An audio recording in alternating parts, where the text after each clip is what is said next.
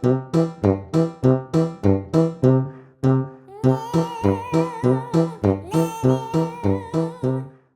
迎各位小朋友、大朋友收聽阿貓阿狗說故事。今日我哋要講嘅故事係不要妒忌。喺餵食村裏面住咗一班可愛嘅貓貓狗狗，其中有一隻灰色嘅史納沙小狗，叫做批批。批批善良乖巧，不過佢就好容易妒忌其他人嘅成就。今日學校舉行運動會，嗶！老師吹響哨子，大叫準備跑。小花貓 Mask 好似箭一樣衝咗出去，輕輕鬆鬆就攞咗第一名，仲破咗學校嘅短跑紀錄添啊！同學歡呼起嚟，大叫 Mask 好犀利。批批心裏面諗 Mask 成日都跑得咁快，佢就係天生嘅跑手，唔使鍛鍊，永遠都係第一。之後有一日上美術課嘅時候，老師揀咗幾張畫貼喺壁布板上展示。老師同大家講：大家你哋睇下呢幅畫嘅構圖好用心，色彩亦都好有層次，係貓貓小雞畫㗎。全班都響起掌聲。批批企喺壁布板前邊睇住嗰幅畫，心裏面突然間有啲唔開心。佢心諗：又係小雞，我幅畫都畫得唔差啊！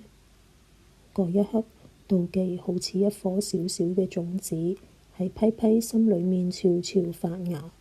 返到屋企，媽媽拎咗批批最鍾意嘅三文治俾佢。媽媽問佢今日喺學校過成點，批批勉強笑咗笑。OK 啦。三文治明明好香，但係批批就覺得好似冇咩味道。佢腦裏面只係反覆出現咗小雞同埋 Mask 被稱讚嘅畫面。其實當一個人一直將自己同其他人比較，特別係帶住妒忌嘅心情，大腦就會更容易產生焦慮同埋不快樂，甚至容易感到疲倦同失落，最終對自己嘅身體健康同心理健康都造成負面影響。因為無論點樣比，總會有人比自己強，比自己好。批批唔明白呢啲道理，佢只係知道佢而家一啲都唔開心。第二日放學之後，批批經過美術室，佢發現裡面仲着咗燈喎。佢好奇探頭一看，竟然見到小雞一個人坐喺裡面畫畫。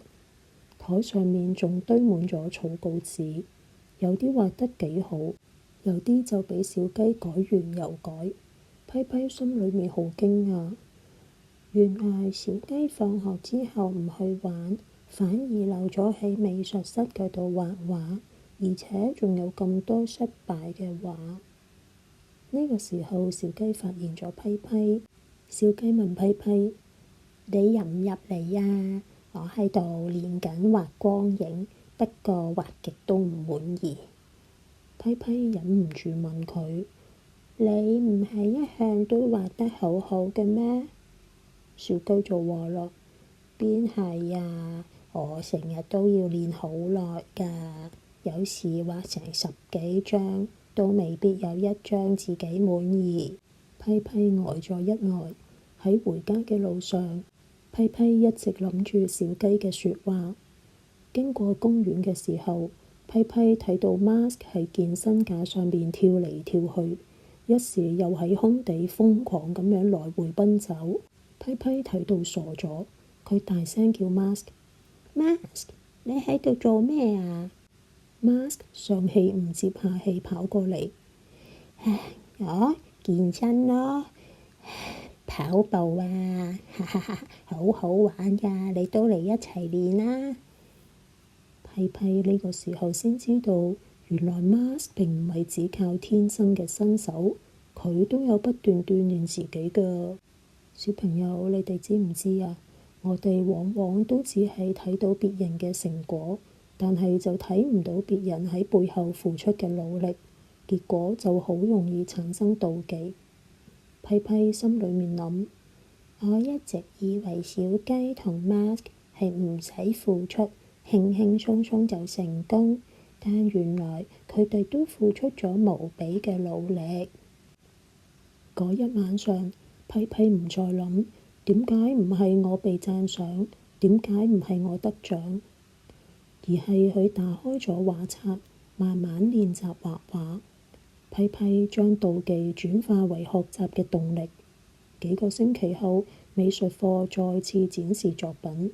呢次老師亦都停咗喺批批嘅畫前邊，更加稱讚佢嘅畫構圖豐富，亦都更有層次。批批呆咗一呆，然後露出好開心嘅笑容。